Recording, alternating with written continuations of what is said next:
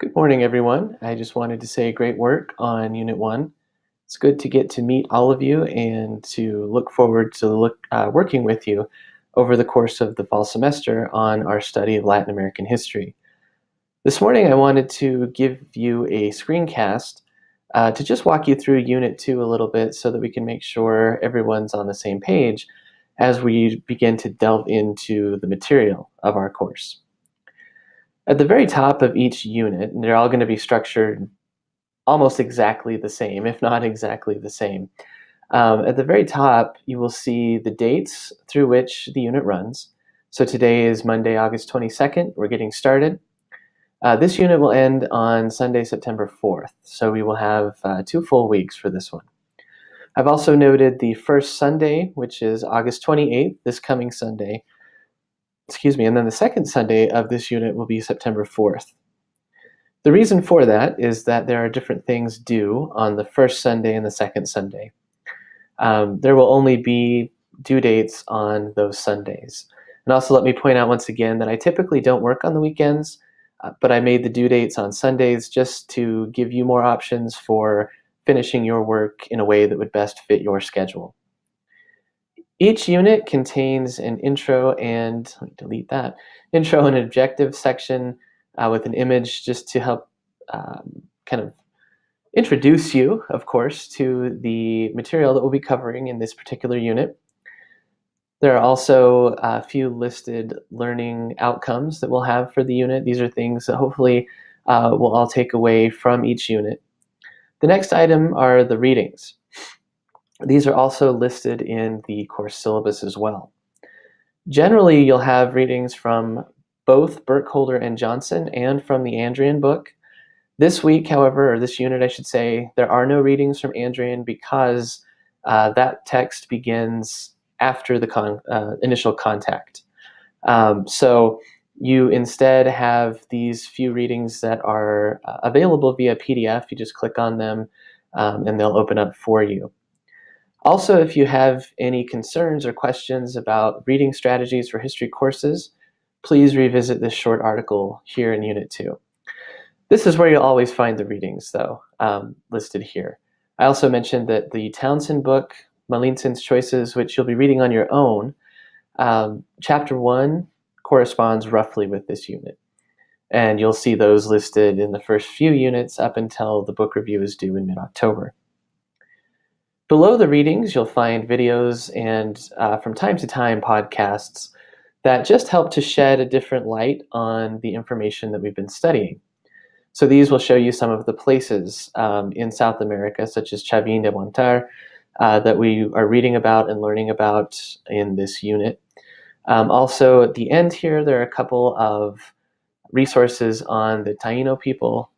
Those were the descendants of the first people that Columbus found in the Caribbean, or that he came into contact with. They've had to struggle to assert and maintain their cultural identity over time. So those are some interesting things for you to examine as well. Please note, however, that sometimes, especially this video here, sometimes the videos are a bit long. I don't expect you to watch hours and hours of video. But again, these are here just as supplements to help you out with the readings, if that does help you, in fact. Every unit then, for the first week, you should focus on completing the readings, viewing the videos, and posting your reading tweets. So these, again, are just your reflections and ideas posted on Twitter. You can also use something like TweetDeck, and I've linked to both of those here. I've also embedded widgets to our course hashtag search in each unit. So if you go into Twitter and you search for #Hist347 with no spaces, you will see all the results for our class. Remember that if you use twitter.com to get there, you will need to click live at the top of the search results so that you'll be able to see all of the most recent tweets rather than just the top tweets. I wanted to also point out that Colleen has already begun to work on her reading tweets, and she's doing a very good job. So if you're curious about what you need to do here, go to Hist347 through whichever means you want to and see what she's been doing here.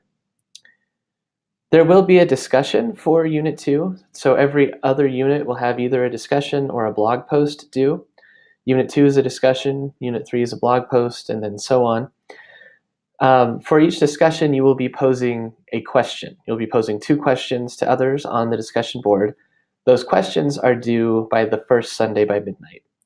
Then you'll have the whole second week to kind of pull together your ideas from the readings. You can use the tweets that you posted as notes, and then you will write longer, more thought out responses to others' discussion questions as explained in the discussion board / netiquette guidelines.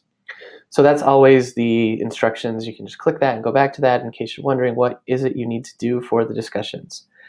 This link will take you to the discussion board where you can post both your questions and your responses. So again, the first week then is dedicated to reading videos, kind of going through the material. Please ask me questions via Twitter or email about anything that you come across that you're wondering about.